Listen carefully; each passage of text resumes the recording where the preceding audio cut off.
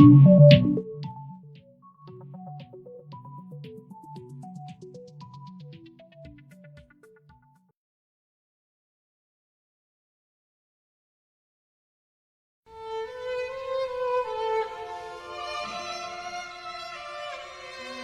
mundo giró en pocas semanas.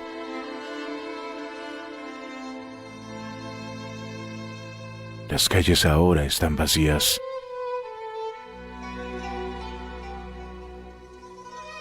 La gente se guardó en sus casas, aun cuando la luz del día está en su máximo esplendor.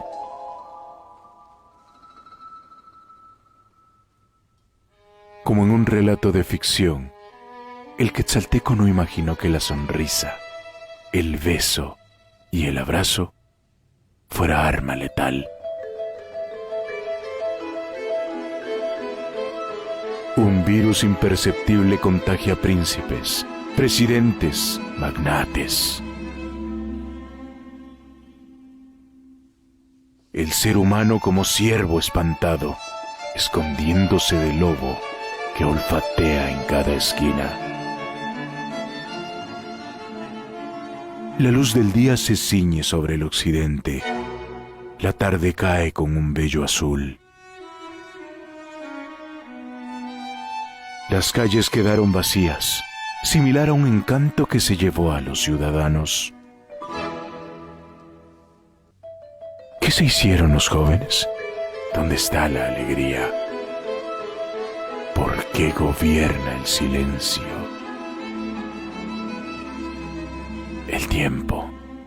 Pocos años una bendición, muchos años una condena que cerca y acorrala con la risa, el beso y el abrazo.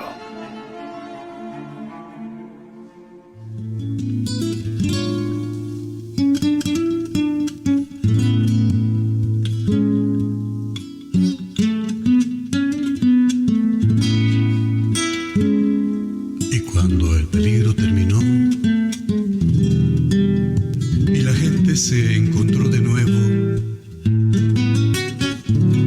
lloraron por los muertos y tomaron nuevas decisiones y soñaron nuevas visiones y crearon nuevas formas de vida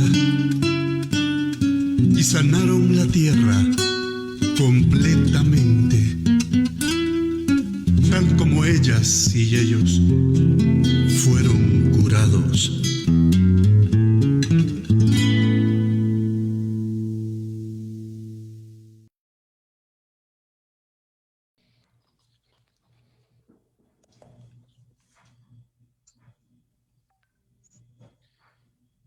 Muy buenas noches, amigos y amigas que están conectados esta noche, 24 de noviembre, a las redes sociales de la Prensa de Occidente, el medio de comunicación especializado en noticias locales de Quetzaltenango.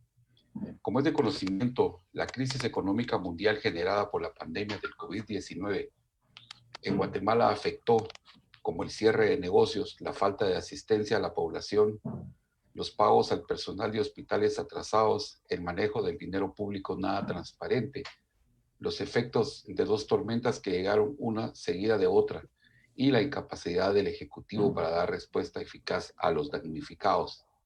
Y finalmente, la aprobación del presupuesto más abultado de la historia, con el mayor nivel de endeudamiento de todos los tiempos y con fines de beneficiar a constructores, hicieron que los chapines salieran a las calles a protestar el sábado pasado. Pero la represión policíaca, como en los tiempos más duros de la guerra interna, regresaron a Guatemala y la situación se agrava cada día por los recursos del miedo que pretenden transmitir las autoridades de gobernación. Aunado que hoy, por ejemplo, dos organizaciones, INCEFI y CIES, abandonaron la mesa de discusión que convocó el presidente Alejandro Yamatei. Para hacer un análisis y tener opiniones de diferentes visiones, esta noche la Prensa de Occidente invitó al licenciado Juan Francisco Solórzano Fopa, quien fue ex jefe de la Superintendencia de Administración Tributaria SAT, ex fiscal del MP, entre otros cargos que ha tenido. Nos acompaña también Manuel Villacorta, quien fue ex candidato presidencial, actualmente es analista, fue embajador de Guatemala en Israel y es politólogo. Asimismo, Manfredo Marroquín, quien fundó en Guatemala Acción Ciudadana con Transparencia Internacional y ex candidato presidencial también. Muy buenas noches, amigos, ¿cómo están ustedes? Bienvenidos, gracias por aceptar la invitación. Me gustaría comenzar preguntándole a Manfredo Marroquín y comentarle que, en mi visión, otros años pareciera que la gran mayoría de guatemaltecos no se interesaban por el presupuesto de gastos de la nación. Siempre se pasaba como desapercibido, los diputados aprobaban y toda la vida seguía igual.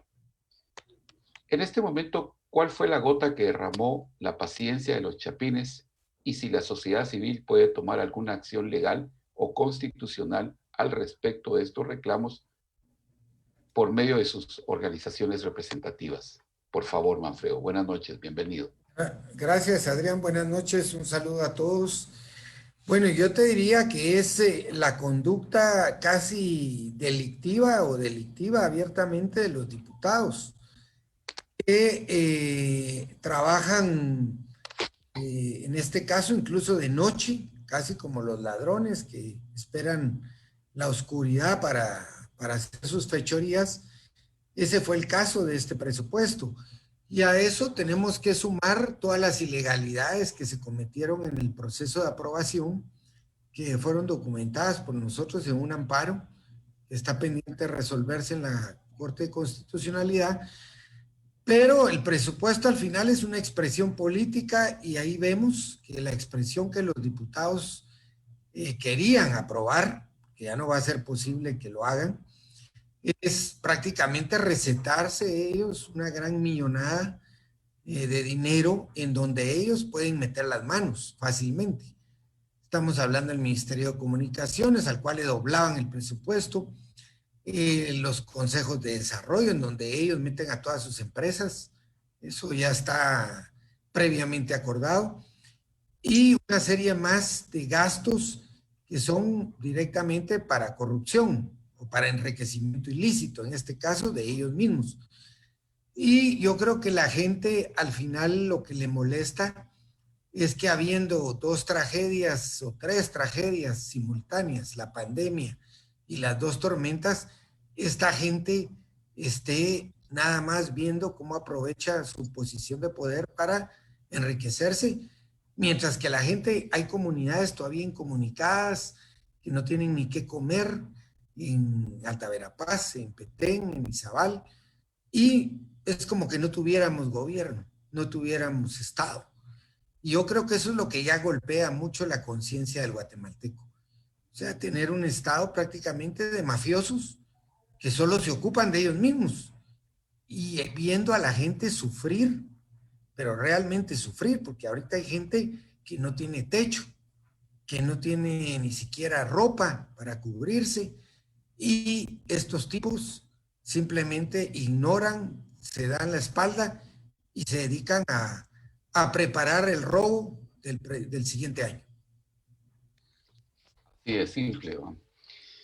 Pero complicado para el país.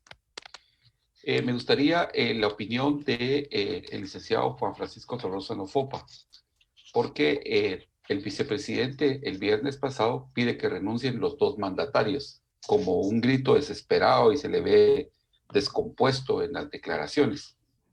Yo tengo tres interrogantes ahí. ¿Cuáles son las implicaciones legales que puede incurrir el vicepresidente o ya incurrió? ¿Cree que el vicepresidente tiene apoyos externos para haberlo hecho? ¿Y cuáles son los escenarios venideros para él? Por favor, licenciado Solórzano.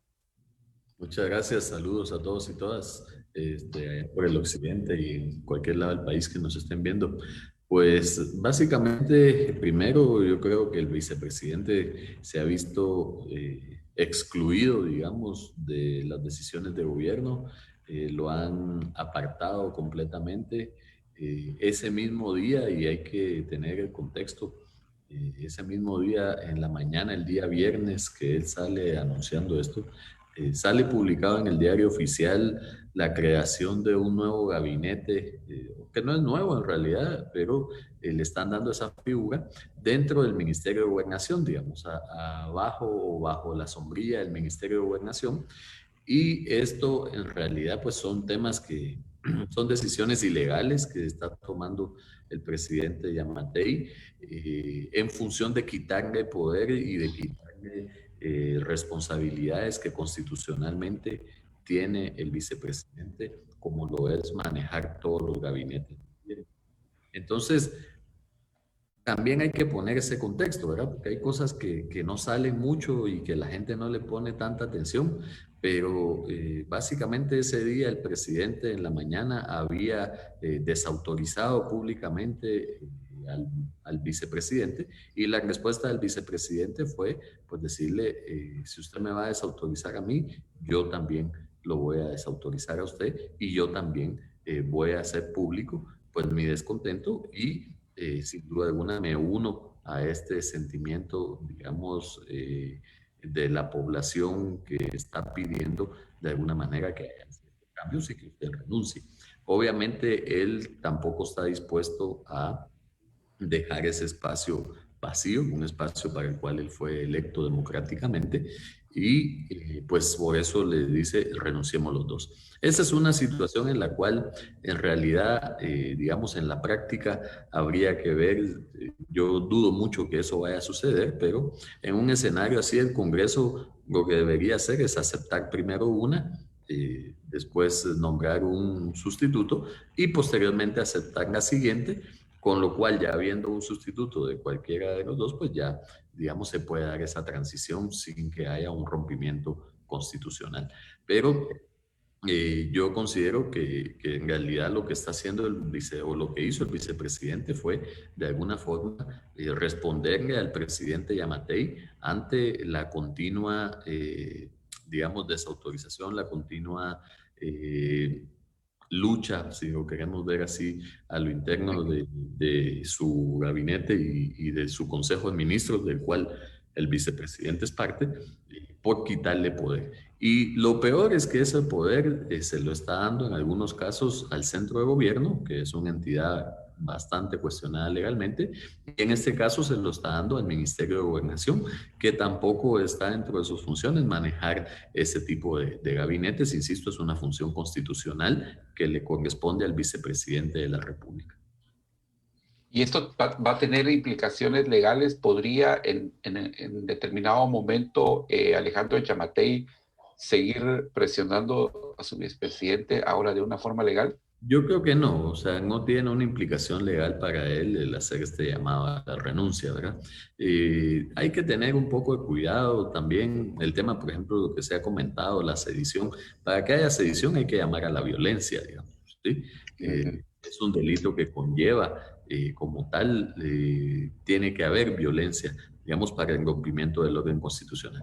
Cualquiera que llame a una manifestación pacífica para pedir la renuncia del presidente, aun cuando lo haga el mismo vicepresidente, no está cometiendo ningún tipo de sedición, ¿verdad? Porque de nuevo tiene que haber violencia. Por ende, el vicepresidente hay que tomar en cuenta que es abogado, es alguien que fue miembro de las Cortes de Apelaciones del organismo judicial, o sea, es alguien que conoce muy bien la Constitución, conoce muy bien las leyes y sabe cuáles son los límites que él tiene, y dentro de ese marco él se está moviendo y está haciendo las acciones, pero protegiéndose obviamente jurídicamente hablando.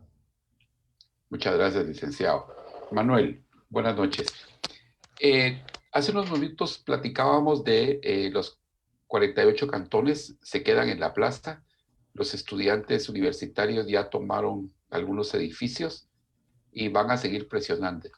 ¿Cuáles son las opciones que tiene Alejandro Yamatei para mantener la gobernabilidad y mantenerse el poder? ¿Le quedan opciones o va a sucumbir? ¿Cuál es tu opinión? Bueno, primeramente, querido Adrián, muchísimas gracias por esta invitación. Me siento muy complacido de compartir con Juan Francisco, con Manfredo, este espacio. Yo te diría que tenemos que ser objetivos. Yo pienso que Alejandro Yamatei es el final de un ciclo oscuro de corrupción. Creo que Alejandro Yamatei es el último presidente de este ciclo caracterizado por la irresponsabilidad, por la corrupción. El sistema no podía dar para más. Hemos visto cómo se ha dado un proceso de degradación permanente y sistemático en todas las instituciones del Estado. Yo creo que ya tenemos los guatemaltecos y guatemaltecas que tener una visión holística, integral, 360 grados de la realidad nacional. Ya no es Yamatei, ya no es precisamente un presupuesto del Estado, porque estos son efectos. Yo creo que lo que tenemos que ver es que en Guatemala ya colapsó definitivamente la institucionalidad. Desde el Ejecutivo tú tienes un gobernante que no ha hecho absolutamente nada durante un año, una pandemia manejada pésimamente, con víctimas, personas muertas, según las cifras oficiales, más de 3,000, que no debieron haber muerto.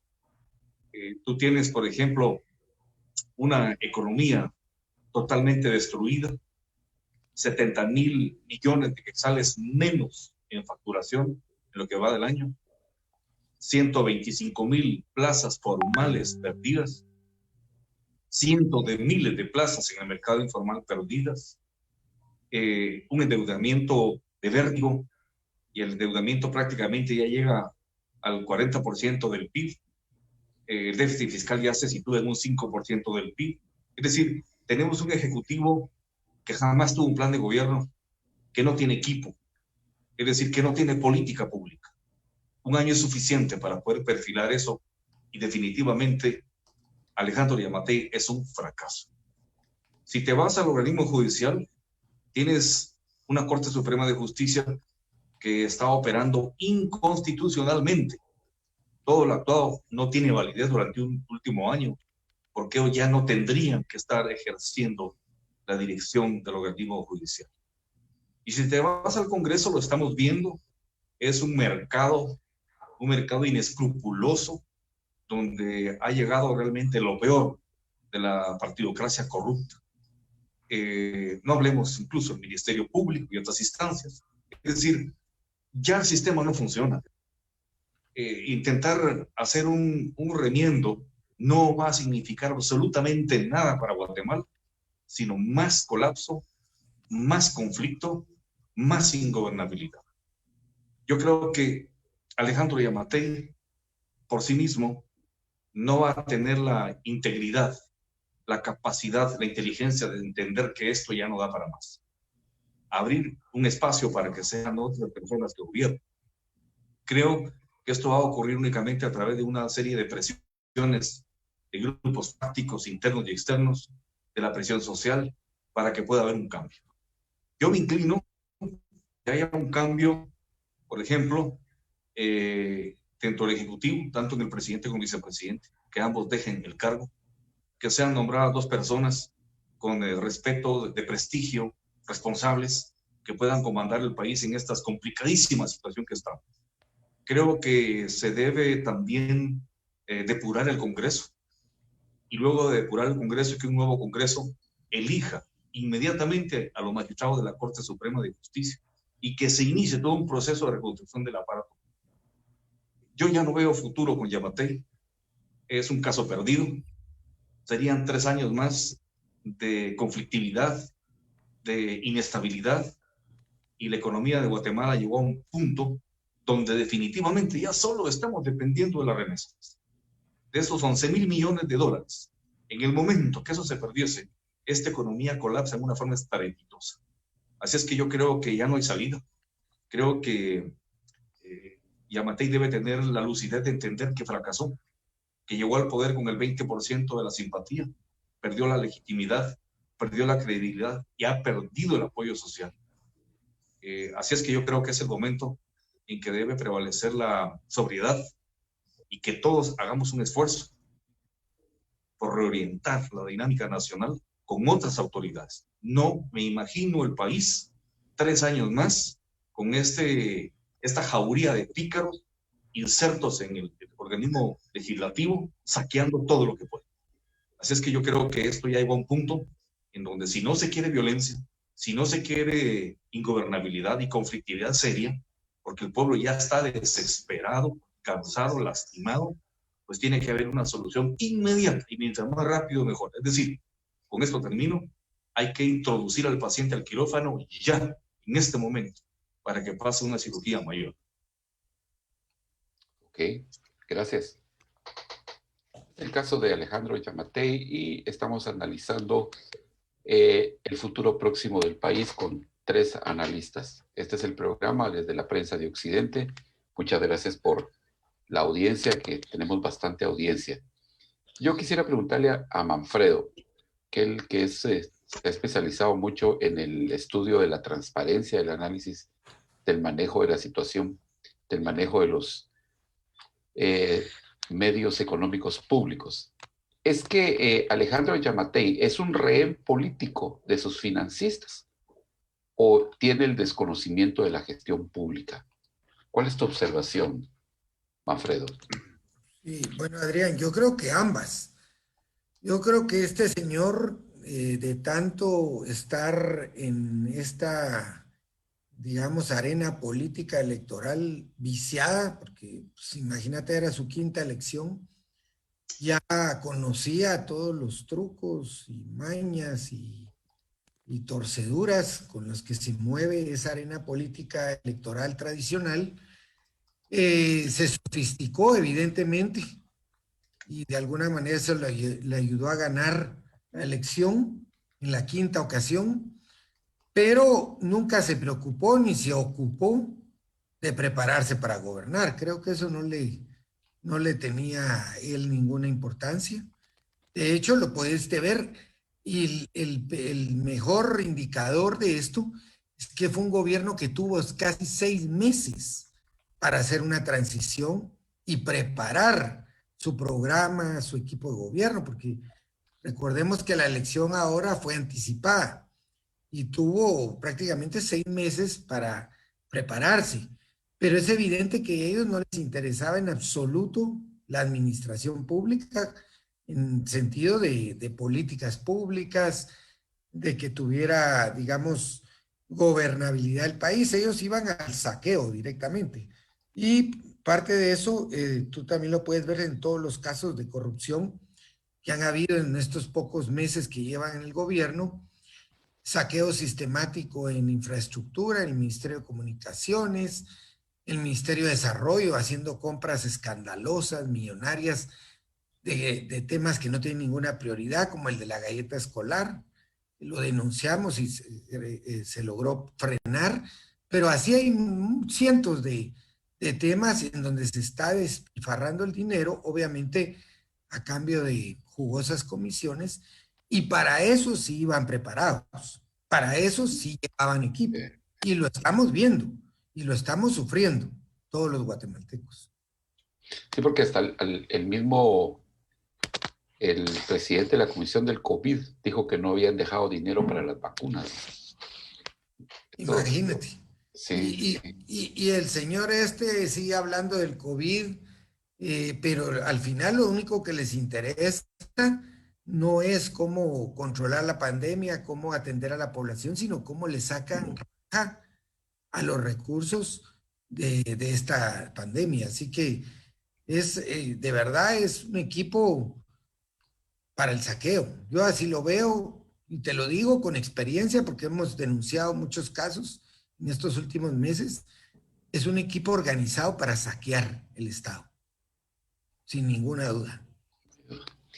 Licenciado Solórzano Fopa, hoy estuvieron en el Palacio unos grupos para quizás bendecir el presupuesto, hacer una reducción cosmética para tratar de vender a la población con otra cara las cifras que van a querer gastarse sin financiamiento, y se integró una mesa técnica para revisar el presupuesto. Estas son entidades idóneas y legítimas, y es legal lo que está haciendo el presidente, si eso no le corresponde al Congreso. Por favor. Vamos a ver, el Ejecutivo sí es quien confecciona, digamos, el proyecto de presupuesto. Ok, Es una función que le corresponde al organismo ejecutivo. Ahora lo que ellos están planteando es que ante el escenario en el cual el Pleno del Congreso archive el decreto del presupuesto 2021, lo que están planteando ellos entonces es que de nuevo el Ejecutivo tiene que discutir de alguna manera las reformas o las ampliaciones que se le van a hacer al presupuesto del 2019, que es el presupuesto que sigue estando vigente y que en principio va a estar vigente para el 2021, ¿verdad? Entonces, eso es un poquito lo que está haciendo, volviendo a hacer lo que se llama el ejercicio que se llama presupuesto abierto, que es un ejercicio que se viene haciendo desde el año 2016 hasta la fecha, pero que en realidad lo que hemos visto es que no importa, digamos, mucho lo que el Ejecutivo plantee. A la larga, el legislativo pues entra a la Comisión de Finanzas y Moneda y no sabemos ya qué sale de ahí, ¿verdad? Y justo eso es la parte donde ocurrió pues toda esta artimaña para aprobar, como bien señalaban, con anterioridad, digamos, en nocturnidad y despoblado, diría que son agravantes en el derecho penal, para probar en esa nocturnidad y aprovechando obviamente que no se iba a dar ninguna oposición, un presupuesto cuyo dictamen además no era del conocimiento ni siquiera de los diputados. El presupuesto de ese dictamen no fue incorporado al Pleno, digamos, y imagino que es una de las tantas ilegalidades a las que hacía mención en su momento Manfredo. Pero lo que vemos es que este ejercicio es por gustos y después de todas formas se cambia y se modifica el presupuesto y se le hacen las enmiendas a puerta cerrada en una comisión de finanzas controlada por el Ejecutivo y en la cual hacen una aprobación en tiempo récord, que sin duda alguna es poco transparente y lo único que conlleva es esa secretividad y esa opacidad del destino de los fondos, que al final va a parar a los bolsones de corrupción de siempre, ¿verdad? O sea, sabemos, ya hay un ejemplo muy claro, por mencionar algo, del tema de los cocodes, ¿verdad? Y es justamente la diputada Delia Vaca, que hoy ya pues abiertamente los Estados Unidos le ha quitado la visa y le ha dicho que está involucrada en actos de corrupción.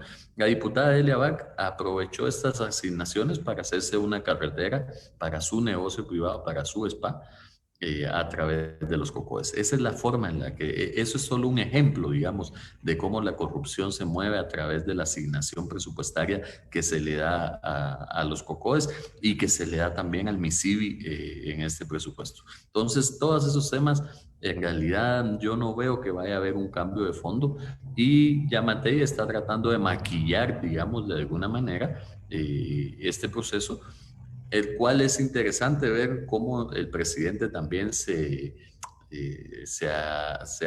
abroga, digamos, esa calidad de ser él el que tiene que hacer el tema del presupuesto cuando fue el Congreso quien lo hizo, pero básicamente él está aceptando que él fue quien hizo la maniobra junto con el Congreso para la aprobación de este presupuesto. Todo viene para financiar este presupuesto, todo, usted como técnico que estuvo en la SAT, ¿todo viene de préstamos o sí van a lograr ellos recaudar dinero para poderlo financiar? Son apenas 63 mil millones lo que se está previendo de recaudación, digamos. Eso es una meta que es bastante baja, es una meta en recaudación además que yo considero que es muy conservadora. Obviamente ahora ya los superintendentes quieren cuidar el trabajo y prefieren tener metas conservadoras, pero esto conlleva a que el resto del presupuesto, que estamos hablando de 99, casi 100 mil millones, estamos hablando de una diferencia de 37 mil millones de quetzales aproximadamente, casi en su gran mayoría va a ser financiado por bonos, ¿verdad? Y por deuda. Entonces, ya lo mencionaba Villacorta, Manuel, que pues el déficit presupuestario está aumentando y vamos a llevar 2 años consecutivos por encima del 5% de un déficit del PIB, lo cual todas a nivel internacional ha encendido todas las alarmas, digamos, de todas las agencias calificadoras de riesgo de la deuda del país, lo que significa además que la colocación de esos bonos va a conllevar un esfuerzo mayor y se va a tener que pagar una tasa de interés más alta a nivel internacional para poder colocar estos bonos, porque el riesgo país está aumentando. Y en el momento en el que el riesgo país está aumentando, pues los inversores internacionales tienen miedo y solo lo van a agarrar, digamos, esta deuda si la deuda paga unas tasas muy altas de interés, y ahí estamos ya a expensas de lo que se conoce como los fondos buitres y como otro tipo de cuestiones que vienen a alterar los comportamientos económicos, y que todo esto es básicamente por una mala planificación presupuestaria y por darle dinero a los corruptos, porque eso hay que hablarlo como es. Al final el dinero lo que se busca es dárselo para que los corruptos se lo gasten y sin duda alguna irá a pagar alguna caleta como la del ministro de Comunicaciones, Benito. Sí, eso caldeó mucho los ánimos también de la población. Manuel, la Organización de los Estados Americanos emitió un pronunciamiento respecto a la situación actual de Guatemala. ¿Cuál es tu opinión respecto a este documento? Bueno, mira, yo creo que tienen que haber algunos asesores del señor Giammattei que ya le hayan indicado la inminencia de que tiene que dejar el poder. Creo que la solicitud que hizo Giammattei para que se aplicara esta carta de la OEA es una solicitud desesperada, que lo que trató fue de anteponerse a una presión que él sabe que ya es inevitable. Yo creo que en este momento él pues está sostenido ya únicamente por un sector del CACIF, hablo claramente, porque sé que dentro del CACIF en este momento ya hay una decisión, hay una fractura, hay un sector que está siendo muy afectado por la crisis económica, que le preocupa muchísimo la situación económica, una potencial devaluación de la moneda, inflación, mientras que hay otro sector que se ha beneficiado porque ha logrado hacer ventas al Estado verdaderamente millonarias a partir de la pandemia. Entonces, evidentemente él ya no tiene graníticamente el apoyo de CACIF, que sabemos tiene un peso bastante fuerte en la conductibilidad del Estado, por cuanto que de hecho es el principal patrocinador de los últimos gobiernos. Creo también de que Giammattei no entendió que tenía que orientarse por la ruta correcta de la historia y optó de nuevo, como lo hizo el trágico, mal recordado gobierno de Morales, para atacar instituciones tales como la Procuraduría de los Derechos Humanos, como la FESI, por ejemplo, como la Corte de Constitucionalidad, es decir, tratar de aniquilar todas aquellas instancias que pueden fiscalizar el mal manejo del gobierno. Esta es una muestra clara de autoritarismo, de gobernabilidad autoritaria, la incapacidad de poder entrar en un juego político de diálogo, de consensos y de valorar los espacios e intereses de todos los sectores sociales.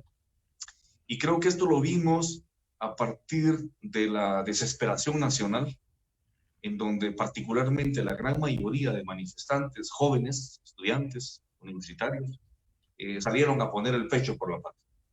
Lo más sagrado que tenemos en Guatemala, evidentemente, es nuestra juventud.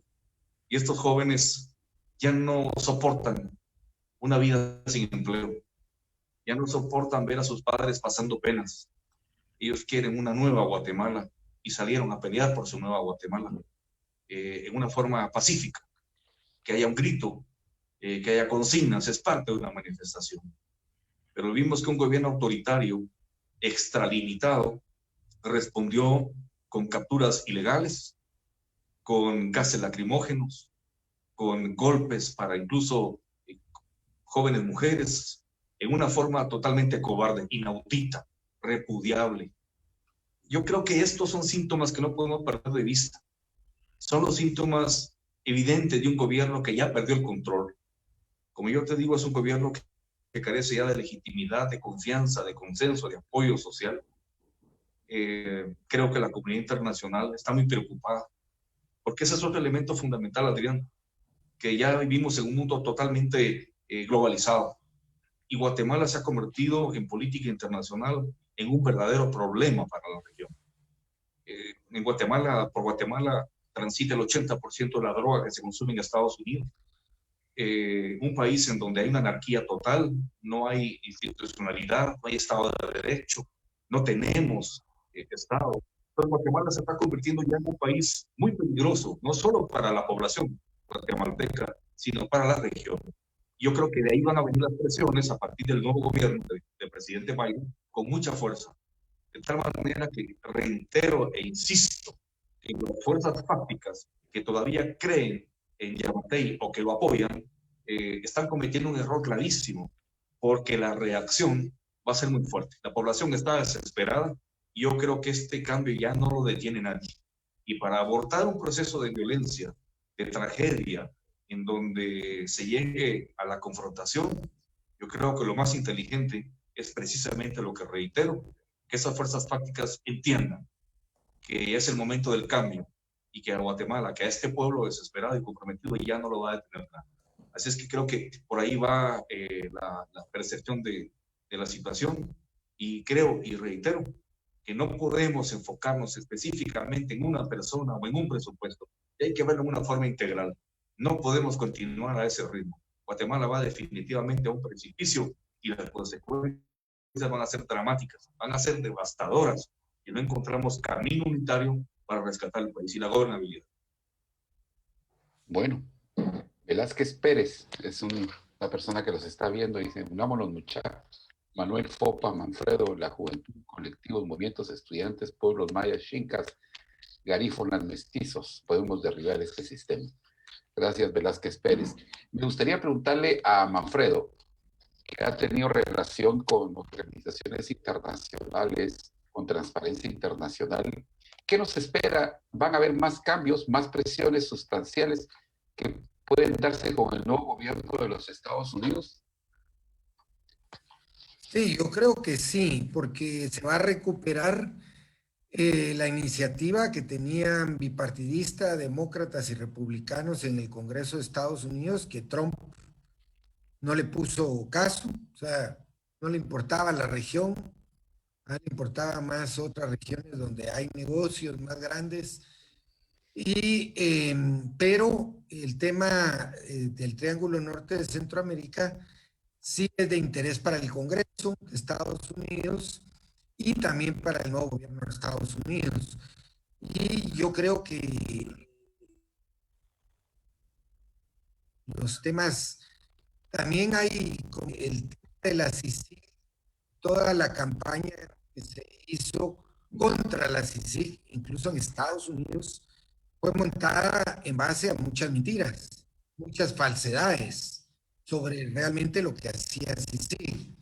Y yo creo que eso incluso lo llevó a atacar congresistas, senadores que apoyaron a la CICIG en su momento, demócratas, y yo creo que ellos vienen un poco con el ánimo de decir: miren, bueno, ahora vamos a poner las cosas en el lugar que corresponde.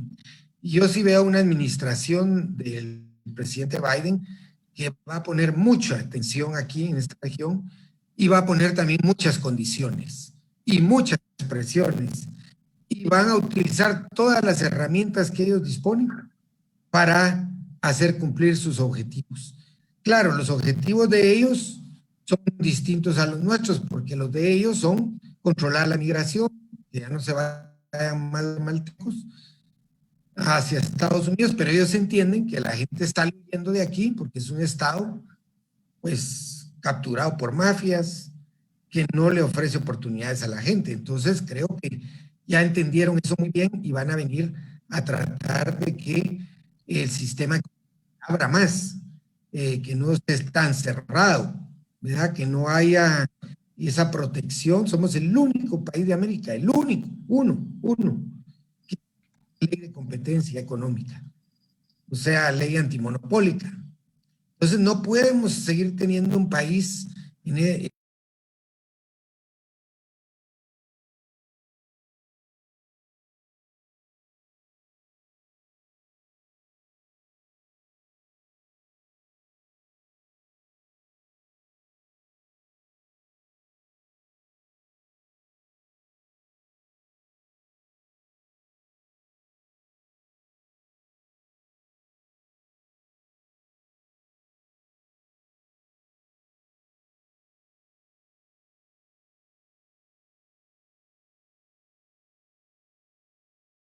está penetrado, la policía está penetrada, la presidencia está penetrada, es decir, todo.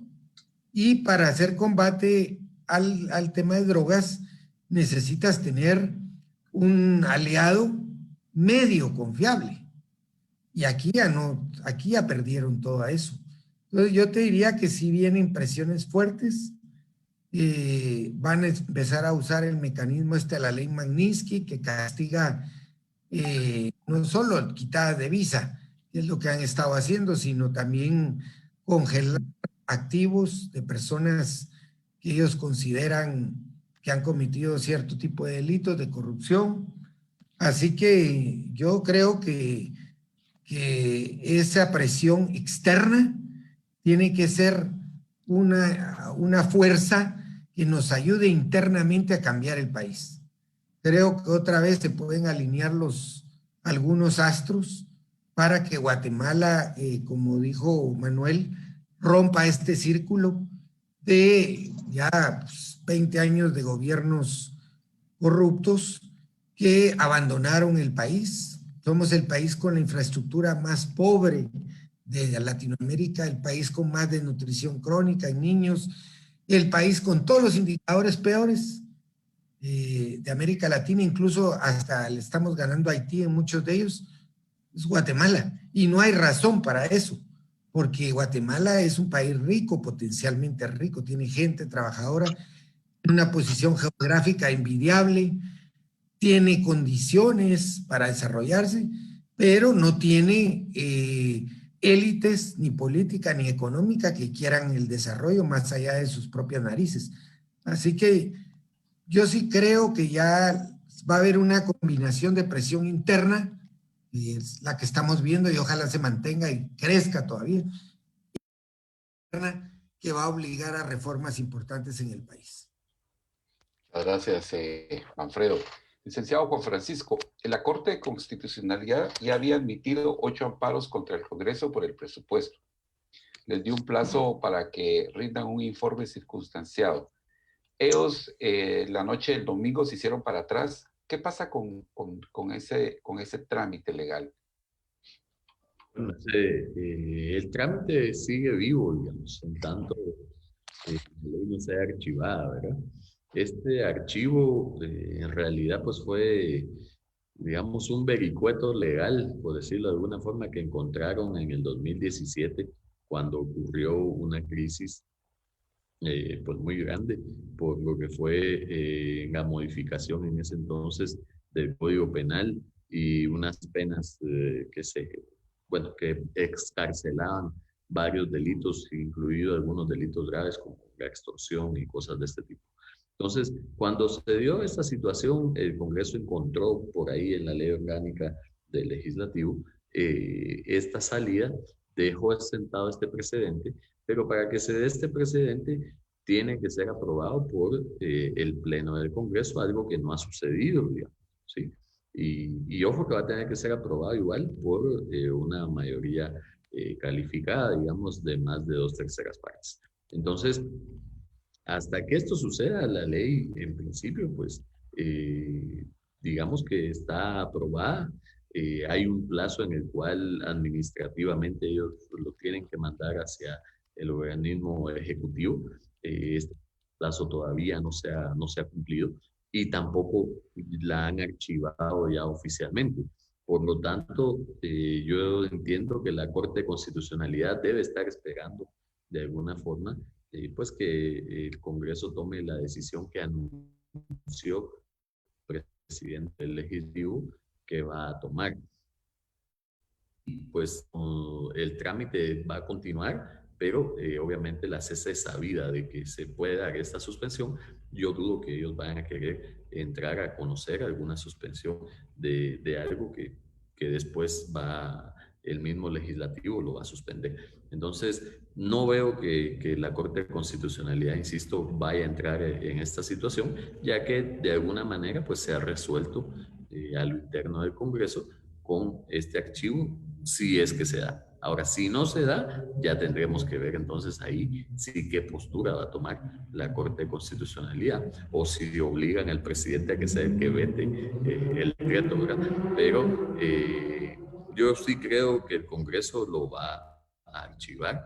En el Pleno del Congreso lo van a archivar en estas sesiones que ya fueron convocadas en el Teatro Miguel Ángel Asturias, en donde entiendo que van a estar sesionando ahora los diputados, así que habrá que estar atento a qué sucede. Y fue legal de que aquí está el presupuesto, lo presentaron, lo aprobaron y a los 3 días mejor lo guardamos. ¿Eso es legal o no es legal?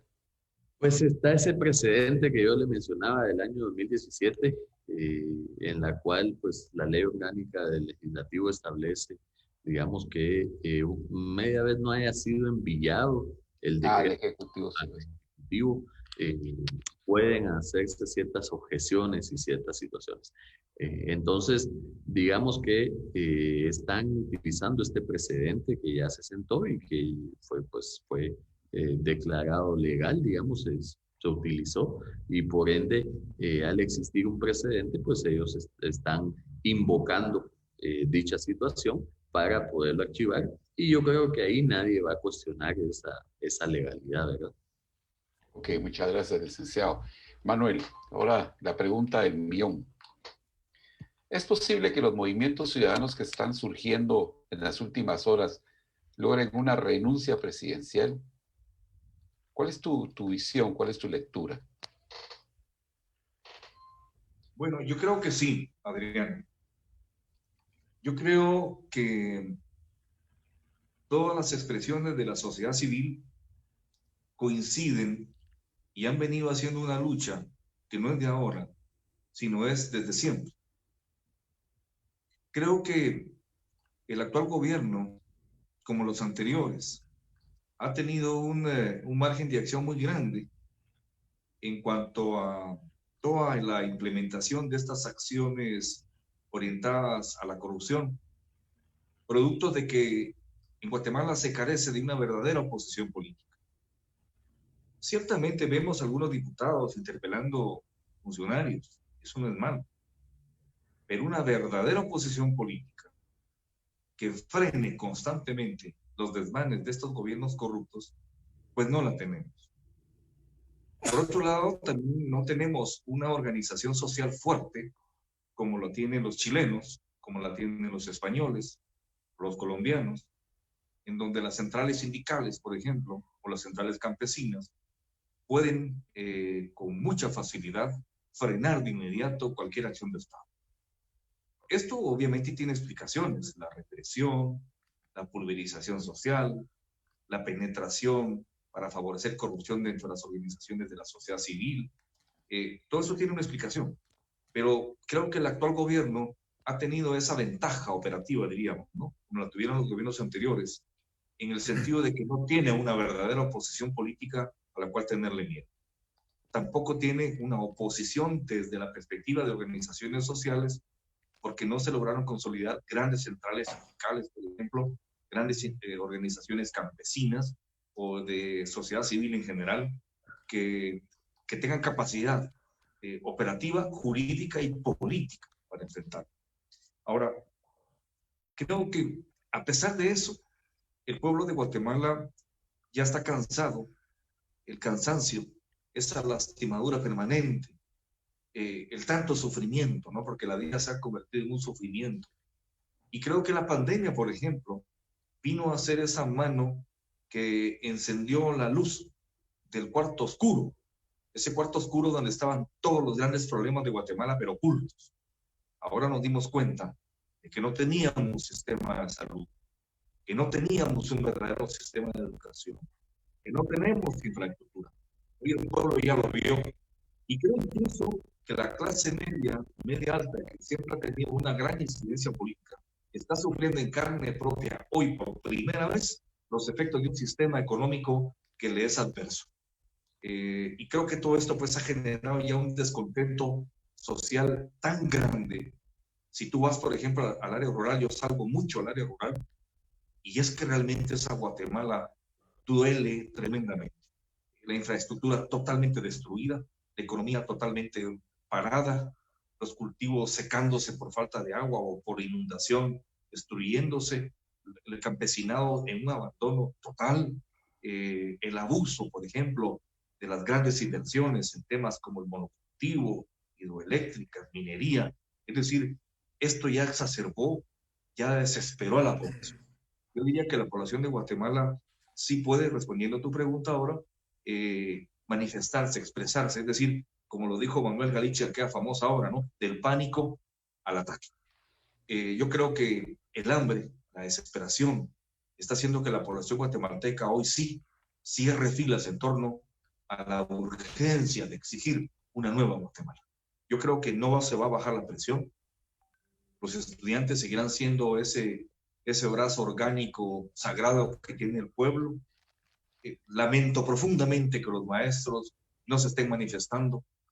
Son miles de maestros que en el tiempo de la Revolución de Octubre fueron fundamentales para el cambio, pero han escondido la cabeza como el avestruz, y se lo digo frontalmente, plegados a una lucha economicista, renunciando a su verdadero compromiso con el pueblo, que es una educación para el cambio. Yo le digo a los maestros, tomen su papel, ubíquense en la ruta correcta de la historia, peleen, porque el magisterio en este país siempre fue un brazo de cambio, y en este momento no lo estamos viendo. Pero creo que a pesar de eso, vamos bien. He hablado con dirigentes campesinos de las grandes centrales campesinas y me han dicho que ellos no se han podido manifestar porque las grandes comunidades campesinas están pasando mucha hambre, mucha pobreza. Las inundaciones los tienen aislados y encima de ello lidiando con una pandemia criminal que se quedaron solos, sin atención del Estado.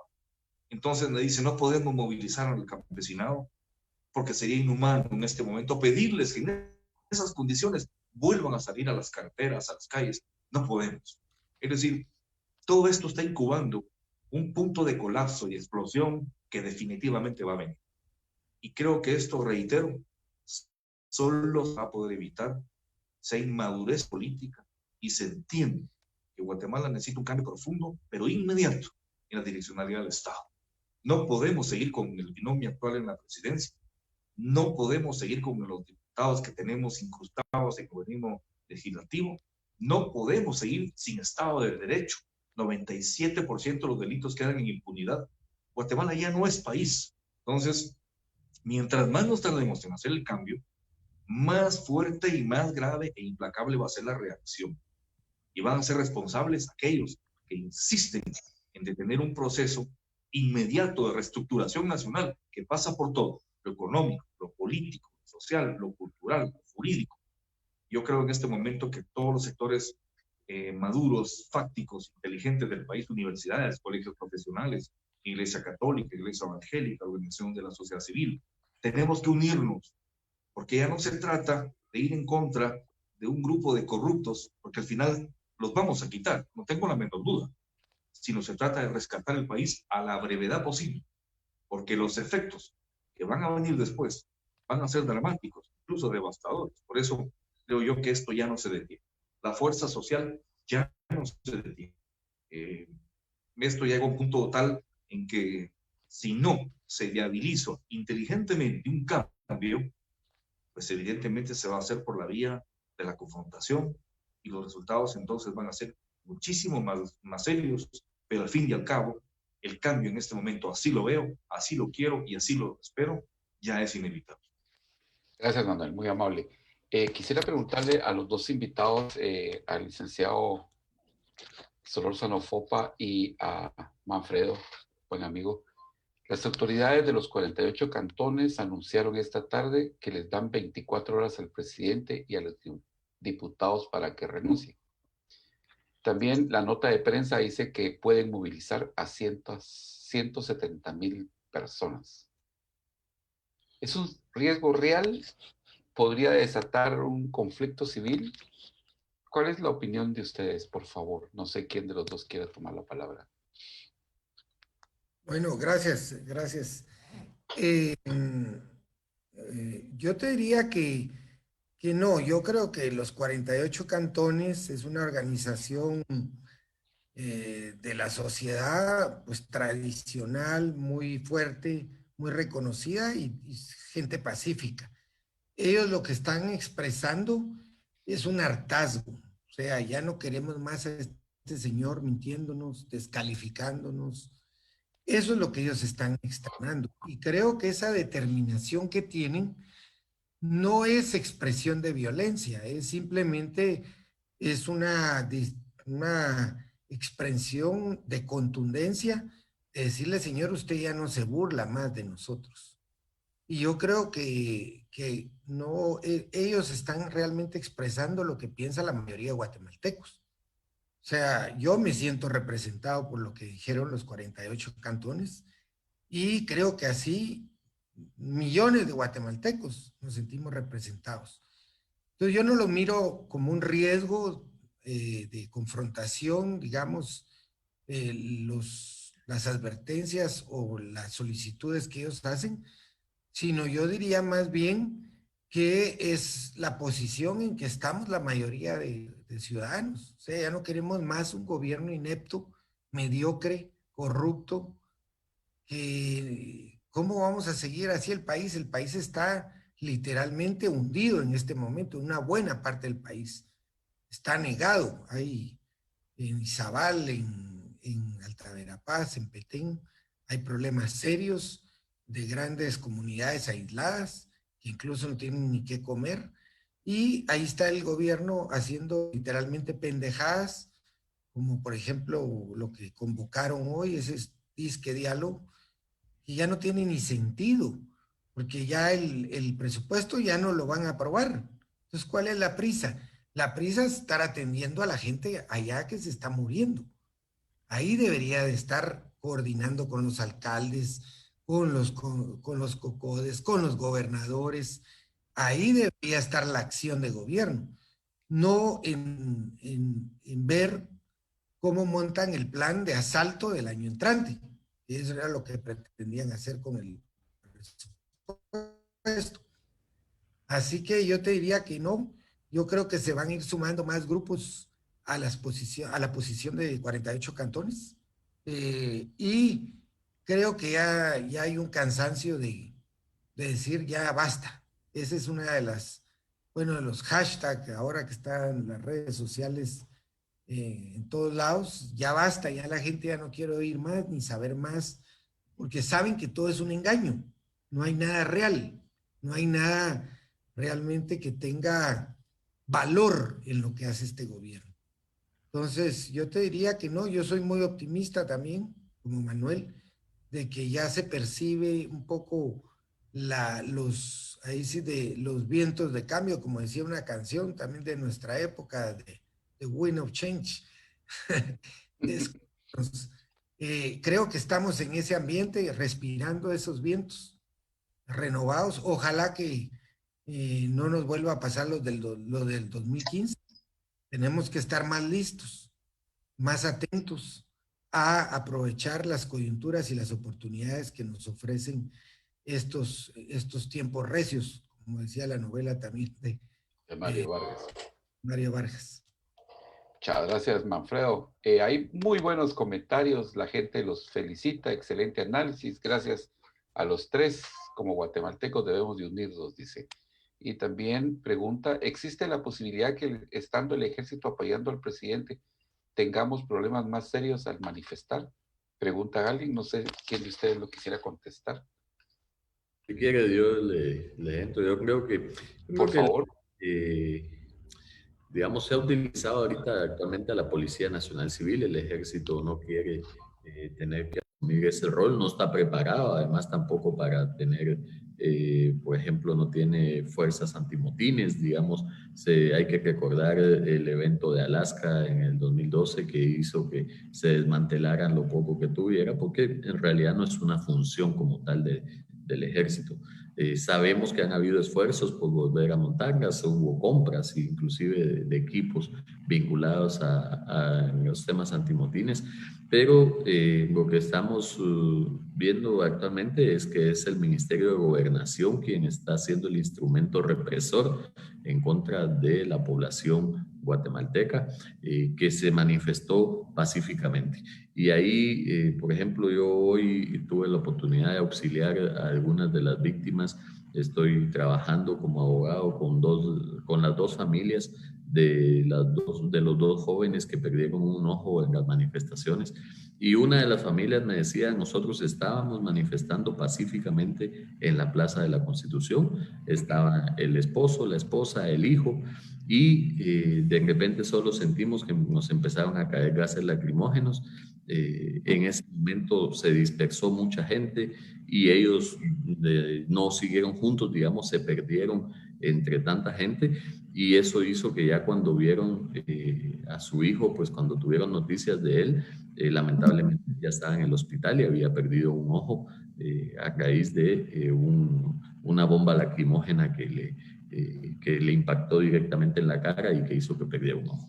Entonces, lo que estamos viendo es una represión dura, digamos, y clara a través de la Policía Nacional Civil, algo que yo diría al ejército le sienta bien, digamos, le acomoda, porque ellos no están teniendo el desgaste que hoy sí está teniendo el ministro de Gobernación y la Policía Nacional Civil, y con toda la razón del caso, digamos, porque lo que están haciendo son actos de represión propios de dictadores, propios de violadores de derechos humanos, de épocas que nosotros creímos que como país ya habíamos superado, y sin embargo pues estamos sufriendo esta triste realidad, pero veo con mucho positivismo, y ahí me uno un poquito, que por ejemplo la población, lejos de estar con miedo, lejos de digamos, de sentirse amedrentada, pues está con ganas de que llegue el sábado, está con ganas de que llegue la plaza el día 28, ya se están haciendo las convocatorias respectivas. Creo que es muy importante que se puedan unir a autoridades como las de los 48 cantones, que sin duda alguna gozan de una credibilidad porque han sido consecuentes, digamos, entre lo que han hecho y lo que han dicho siempre, y eso hace que su autoridad, su calidad moral también sea muy importante a la hora de decir es necesario un cambio. Entonces, habrá que ver. Yo lo que no veo claro es un cambio hacia dónde, y ahí es donde me parece que sí los guatemaltecos tenemos que empezar a dialogar ya y generar puentes, generar espacios donde nos podamos juntar. Y desde ya agradezco poder tener aquí la oportunidad de hablar con Manuel y con Manfredo, porque yo creo que tenemos que platicar públicamente, en privado, y empezar a articular una agenda mínima de cambio, hacia dónde va el país, y sumar obviamente a muchísimos más sectores, muchísimas más personas, porque si no nos juntamos, digamos, las personas que hemos estado luchando contra la corrupción, las personas que queremos un verdadero cambio para el país, ellos nos van a seguir lanzando bombas lacrimógenas en sentido figurado, y nos van a dispersar. En las manifestaciones, cuando salgamos, si salimos divididos, también nos van a reprimir y también van a querer seguir haciendo estos actos de violaciones flagrantes a los derechos humanos de los guatemaltecos. Ahí está la invitación, pues, para que se unan los tres ahí que se están aplaudiendo. Las familias de estas personas que están heridas de los ojos, tienen problemas, ¿pueden hacer algún tipo de demanda al Estado o al ministro de Gobernación, al presidente? ¿Podrían tener acciones jurídicas? Sin duda alguna, y parte de eso, pues el primer paso que hemos dado es constituirnos como querellantes adhesivos, ¿verdad? Ellos se están constituyendo ya como querellantes adhesivos en estos casos. Yo estoy, digamos, asesorándolos jurídicamente y siendo el abogado que va a llevar esta tarea de coadyuvar con el Ministerio Público. Eso significa que básicamente vamos a estar monitoreando el proceso de investigación, vamos a estar proponiendo que se hagan medios de investigación, que se hagan diligencias, que se pueda esclarecer lo que sucedió y que se deduzcan las responsabilidades penales en contra de las personas que sean responsables. Si en algún momento pues ya se logra armar este expediente, que va a ser un expediente que va a llevar un poco de tiempo, es una investigación que tiene que hacerse a profundidad. Hay muchísimo material de videos, hay muchas víctimas, de hecho fueron 19 víctimas, de las cuales 17 afortunadamente salieron con lesiones leves, pero y hay 2 que pues sufrieron esas lesiones, obviamente sí son gravísimas, pero o sea, estamos hablando de que hay muchas víctimas, de que es un caso que va a llevar algún tiempo a investigar, pero que justamente eso es lo que estamos haciendo nosotros. Empezamos porque se reúnan todos los medios de investigación y ya ahí la misma investigación irá diciendo qué tipo de medidas se pueden hacer, qué tipo de demandas se pueden entablar, qué tipo de acciones, ya sean civiles, penales, administrativas, pero todo esto sin duda alguna ya se comenzó.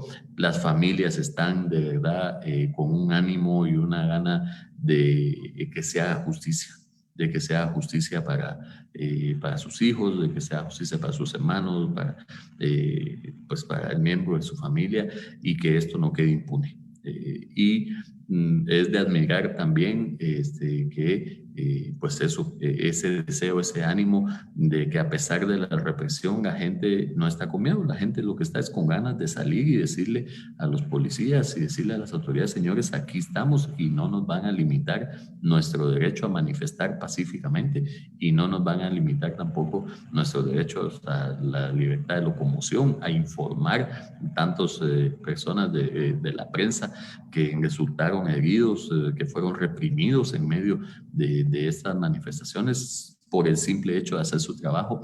Estos son temas que son inaceptables, que deben ser intolerables y que, digamos, para la población, yo creo que, insisto, lejos de ser algo que los amedrente, estoy viendo que está siendo un combustible para que esa energía, esa rabia, esa indignación se multiplique y que salgamos todos con más fuerza a las calles a decirle al gobierno que no le tenemos miedo.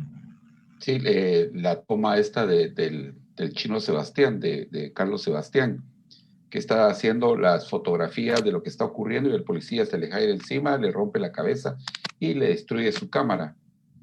O sea, eso es inaceptable. Es inaceptable, ¿no? Es inaceptable desde cualquier punto de vista. Las mujeres siendo arrastradas a media calle, ni siquiera por oficiales mujeres, digamos, en la toma de esta mujer con su corte indígena que queda en medio de los enfrentamientos, ¿sí? Y que, o sea, no está haciendo absolutamente nada y con toda violencia es lanzada, digamos, y de hecho es rescatada por un miembro de la prensa que la levanta y que la pone en pie y la saca, digamos, del peligro en ese momento. O sea, de verdad estamos viendo acciones que son deplorables, que son repudiables, que son actos criminales por parte de la Policía Nacional Civil que deben ser sancionados y que yo estoy convencido que así lo van a hacer. Licenciado, ¿y podría llegar estas investigaciones y a pedir un antejuicio contra el presidente para que le quiten la... ¿Podría llegar hasta esas consecuencias? Mire, de que puede llegar, puede llegar. O sea, sin duda alguna, uno de los temas que habrá que investigar es quién dio la orden y qué órdenes fueron las que se giraron desde los más altos mandos policiales y del país hacia abajo, ¿verdad? Hoy vimos en el Congreso que literalmente el ministro de Gobernación se está... No quiso decir, ¿no? Sí, ves. Está limpiando las manos en un mando medio como lo es un subcomisario, que es el encargado debe ser, me imagino, el jefe de operaciones de la comisaría 11. Entonces, lo que estamos viendo es que también ya el policía se está dando cuenta de que el ministro da la orden, tira la piedra, esconde la mano, literalmente, dan la orden, ahí están. Yo estuve presente en las manifestaciones, yo hice transmisiones en vivo, yo vi en la primera línea, ahí estaba un comisario general que me imagino que debe ser el jefe de operaciones de la PNC, había un comisario que me imagino que es el jefe de las FEP, o sea, ahora le quieren echar la culpa a un subcomisario. Cuando yo lo vi, y está en los videos, y ahí está las imágenes, que ahí habían comisarios generales y comisarios al mando de esta operación.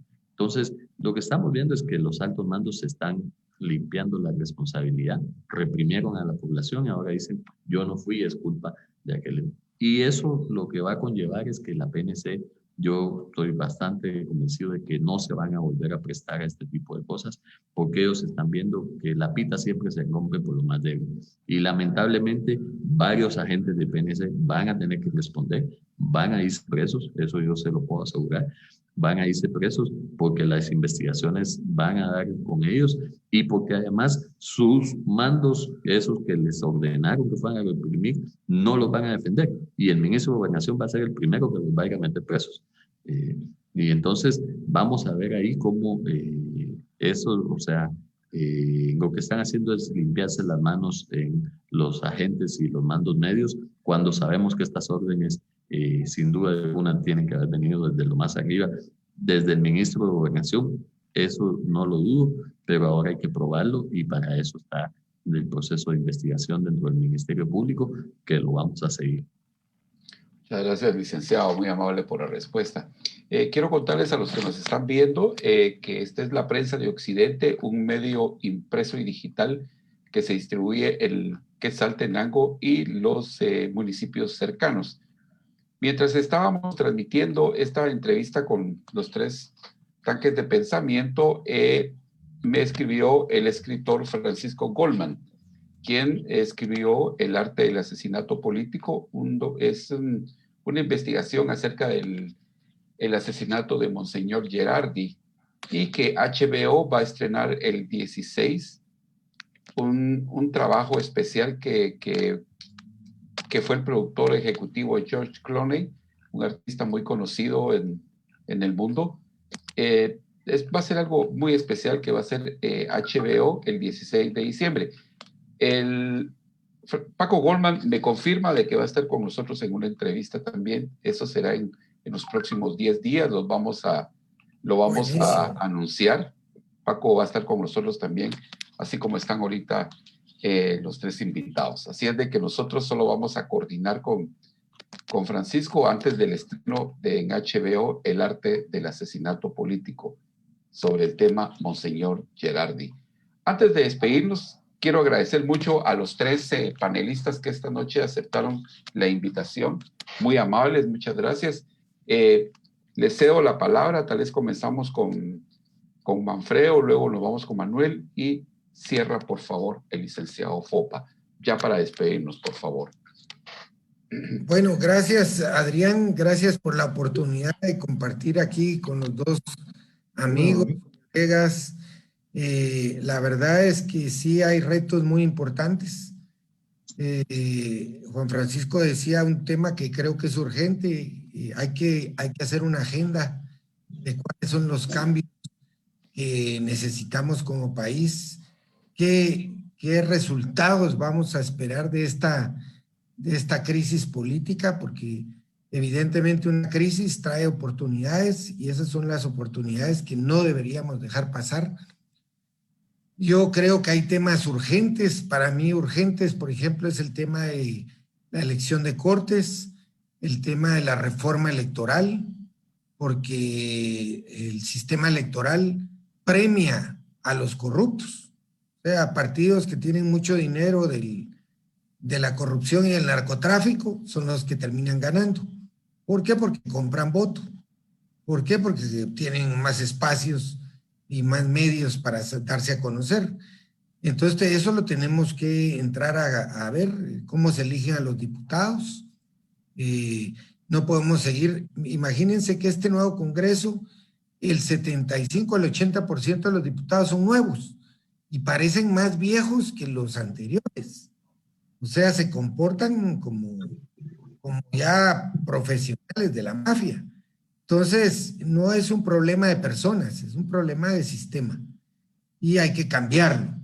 Entonces, yo diría que hay temas como esos, económicos, políticos, sociales, que es importante poner en blanco y negro y tratar de que esta crisis no solo se trate de que se vaya un mal presidente, sino de que tengamos reformas para que el país cambie.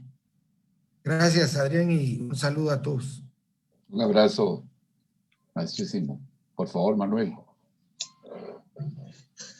Bueno, yo creo que el pueblo de Guatemala tiene en este momento un desafío histórico.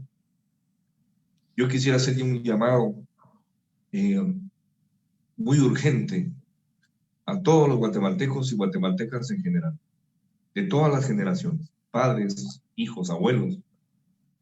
Este es un momento en donde todos tenemos que sumar esfuerzos, unirnos y presionar con todos los recursos que tengamos. Yo creo que lo más importante para el ser humano es desarrollar altos niveles de conciencia. La conciencia es una forma de estar conectados con la verdad, con la realidad. Yo creo que los guatemaltecos necesitamos hacer un esfuerzo por consolidar esa conciencia colectiva. Esa conciencia colectiva que nos lleve a rescatar la patria. Guatemala es un país realmente maravilloso, un país donde se mezcla una belleza natural indescriptible, pero un dolor social aberrante y implacable. Y yo creo que tenemos que hacer conciencia que tenemos una gran patria, que muchos otros ya no están vivos porque se quedaron en esta lucha, en ese camino de querer cambiarla, y que en memoria de todos aquellos que ya no están, hagamos un esfuerzo por fortalecer la conciencia social, la conciencia nacional. No podemos permanecer más tiempo indiferentemente. Yo le pido a todas las familias, a las personas que entiendan que la política es la más bella de las oportunidades, es el mejor mecanismo para llevar justicia, para llevar desarrollo. No ha habido política en Guatemala, ha habido una politiquería corrupta. Esa no es política. Tenemos que dar un paso adelante todos para participar en política. La política no es solo ir a votar. La política es tener una sociedad civil fuerte, permanentemente, que elija, pero que fiscalice, pero que de la misma sociedad salga lo mejor para postularse los puestos.